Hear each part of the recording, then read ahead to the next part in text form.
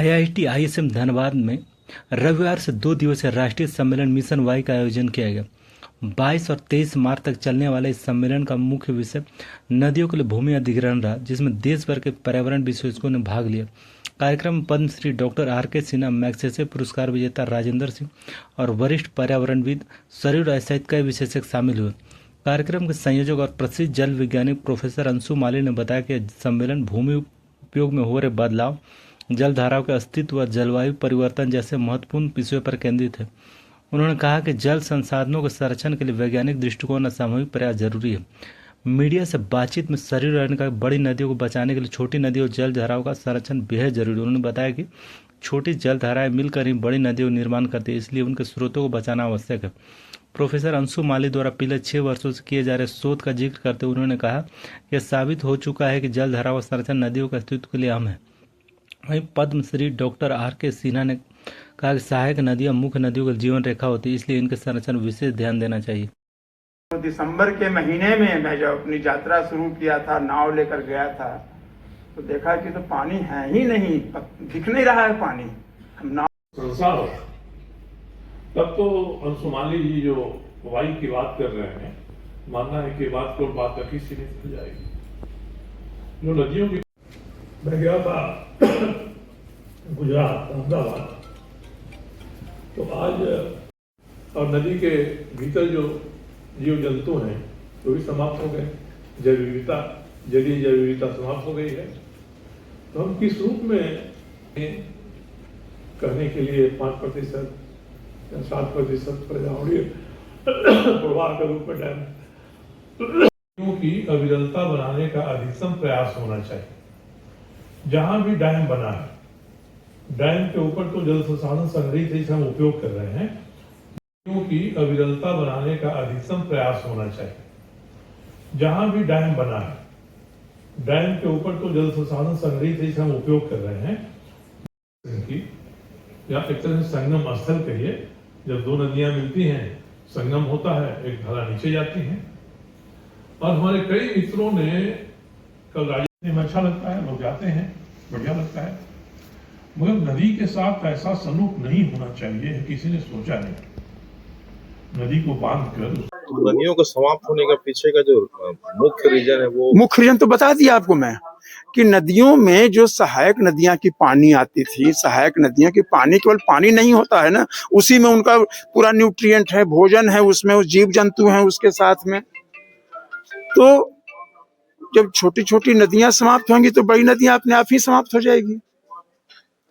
अब थोड़ा पीछे चलना चाहेंगे। छोटी नदियों के उद्धार के लिए, छोटी नदियों के उद्धार के लिए कोई ऐसा मिशन या कार्यक्रम ऐसा अगर है कुछ चालू? छोटी नदियों के उद्धार के छोटी नदियों का उद्धार होगा तभी सुना जाए, निचोड़ निकल कर आएगा और कितना ये महत्वपूर्ण, देखिए महत्वपूर्ण, कितना फायदा मिलने जा रहा है, बहुत महत्वपूर्ण है। लेकिन कोई भी रिसर्च का काम शुरुआती ये है, तो कॉन्सेप्ट एक आया कि हम कैसे बचावेंगे इसको, फिर कुछ रिजल्ट करके दिखाया जाएगा, 2-4-10 वर्ष लगेगा, सरकार तक बात पहुंचेगी, तो फिर सरकार भी जागेगी, नहीं जागेगी तो जगाया जाएगा इस तरह के सेमिनार से करके, ताकि भूमि अधिग्रहण जो समय है 10 वर्ष जो आपका कह रहे हैं सर, तो 10 वर्ष में तो बहुत सी नदियां सूख जाएंगी। तो क्या करेंगे?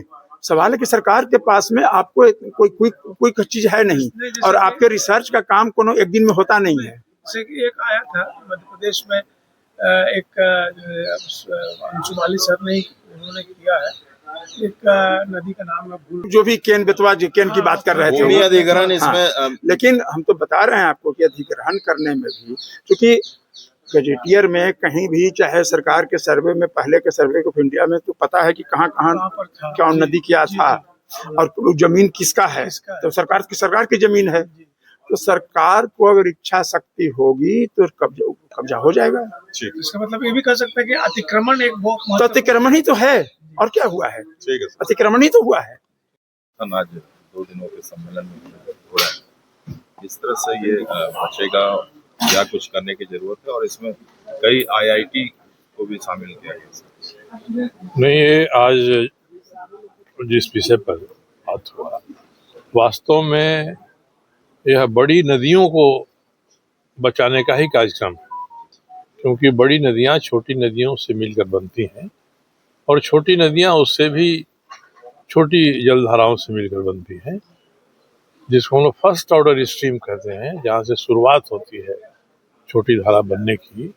उनका संरक्षण नहीं होगा तो बड़ी नदियों का अस्तित्व भी नहीं बचेगा। इसी विषय पर यहाँ के प्रोफेसर अंशमाली जी हैं IIT IISM के, ये पिछले 6 वर्षों से शोध कर रहे हैं और अब कुछ नतीजे उनके सामने आए हैं, जिससे यह बात तकनीकी रूप से भी साबित हो जा रही है कि बड़ी नदियों को बचाना है तो छोटी नदियों को भी बचाना होगा। और ये अब इसको इन्होंने आंकड़ों के आधार पर दस्तावेजीकरण किया है। आज उसके बाद बात हुई। वास्तव में हमारे जो छोटी प्रशासनिक इकाइयाँ हैं, पंचायतें हैं या नगर निगम के, नगर पालिकाओं के जो चुने हुए प्रतिनिधि हैं, ये अपने यहाँ अंशमाली जी के इस शोध के आधार पर योजना बनाने करने की कार्रवाई करेंगे तो आज जो चर्चा हो रही है उसको सार्थकता मिलेगी और यह आवश्यक है। इसलिए बड़ी नदियों के बारे ही हम ना विचार करें, छोटी नदियों पर भी जो अब हमारे पंचायती राज के जो कर्ता धर्ता लोग हैं वो विचार करें, तभी छोटी नदियाँ बचेंगी। और जहाँ समाप्त हो गई हैं उनके लिए हम उतनी जमीन को फिर से हस्तगत करें। किसी ने कब्जा कर लिया है उसे हम खाली कराएं। और नदियों के बारे में अब जो नियम बने हैं कि नदी के कम से कम 50 मीटर की दूरी पर कोई निर्माण का काम नहीं होगा। शहर में पुराने निर्माण के काम हो गए हैं और अब नहीं होना चाहिए। नदी के बेड के भीतर लोग जाकर छोटे छोटे घर बना लेते हैं, ये सब नहीं होना चाहिए। और ये नहीं होगा तो नदियाँ बचेंगी और नदियाँ बचेंगी तो हम बचेंगे। विलुप्त अगर हो जाता है तो भविष्य के लिए कितना ये है? देखिए, विलुप्त हो जाता है तो पानी तो इतना प्रबल प्रवाह है उसका, वो दूसरा रास्ता खोज लेगा। आप उसका एक रास्ता रोकिएगा तो वो आपके शहर पर आक्रमण कर देगा और हमारे आपके घर को तोड़ते हुए वहां से रास्ता बना लेगा। हमको सोचना ये पड़ेगा। नदी तो पहाड़ों को तोड़कर उसमें से पानी रास्ता बना लेता है। सर, कतरास की जीवन रेखा कही जाने वाली कतरी नदी का अस्तित्व भी कहीं न कहीं अब खतरे में है। खतरे में है। ऐसी अनेकों हजारों नदियां हैं। कतरी नदी के किनारे हम लोग गए भी हैं, देखा भी है, अपनी बात हम उन्होंने कहा भी है, पर करना किसको है? जब तक लागू नहीं हो जाता है तब तक ये प्रवचन मात्र हो कर रह जाएगा। इसलिए जब समाज जगे, शासन प्रशासन जगे, जो नीति बनाने वाले हैं वो नीति के क्रियान्वयन के बारे भी सचेत रहें कि हम जो घोषणा कर देते हैं वह लागू भी हो। ये नहीं होगा तो फिर संकट बढ़ते जाएगा और संकट अंत समाज पर आएगा। पानी तो बरसता है सबके छत पर, पहाड़ पर, रेगिस्तान में, वहाँ से निकल के आता है, नदी के रूप में स्वरूप ग्रहण करता है। हम नदी पर चर्चा कर रहे हैं क्योंकि नदी से हमको लाभ हानि सीधे दिखाई पड़ती है, मगर इसके जड़ में क्या है जब हम उस पर नहीं विचार करेंगे कि छोटी नदियाँ कैसे बारिश की बूंदों से अस्तित्व ग्रहण करती हैं, तो सबसे पहले उसका संरक्षण हो, तभी बड़े नदियों का और सामाजिक कार्यों का, विकास के कार्यों का भी संरक्षण हो सकता है। दामोदर बचाने के लिए आपने कई प्रयास किए। अभी वर्तमान स्थिति क्या है और कंपनियां क्या उसको फॉलो कर रही हैं जो नियम? पूरी तरह नहीं कर रही हैं, मगर क्योंकि दामोदर का पानी बहुत साफ हो गया है इसलिए 2-4 दिन वो गंदा भी करते हैं तो उसका प्रभाव खत्म हो जाता है 1 हफ्ते के बाद में। मगर नदी के सामने 2011-12 में हाईकोर्ट ने स्वतः संज्ञान लिया था। ये जो आउटसोर्सिंग करने वाले लोग हैं, माइनिंग करने वाले लोग हैं, नदी के भीतर में अपना डंपिंग कर देते हैं, तो लिया था। अभी भी मुकदमा जारी है, चल रहा है, अपने हाईकोर्ट ने लिया था।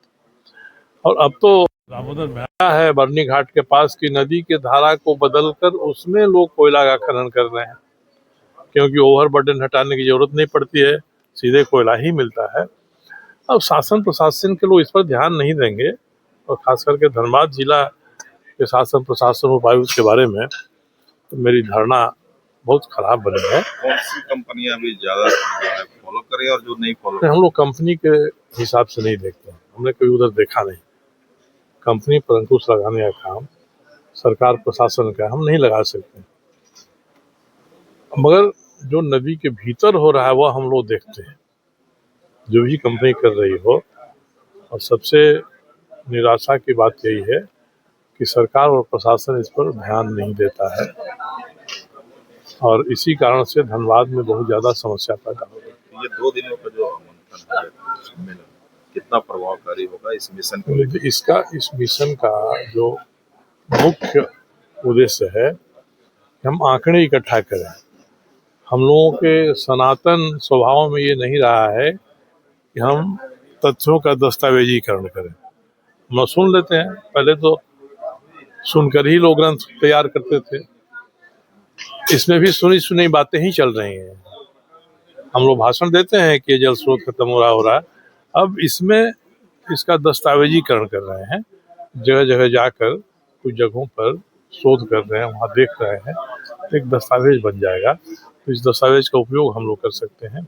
मिशन का सबसे बड़ा लाभ तो यही है, और मिशन अपने उद्देश्य में सफल होगा तो कल जाकर हमारी योजनाएं बनाने वाले लोग एक दस्तावेज होगा, हम कह सकें कि आप इसको इस तरह से करिए। ITI धनबाद में ऐसा किया है।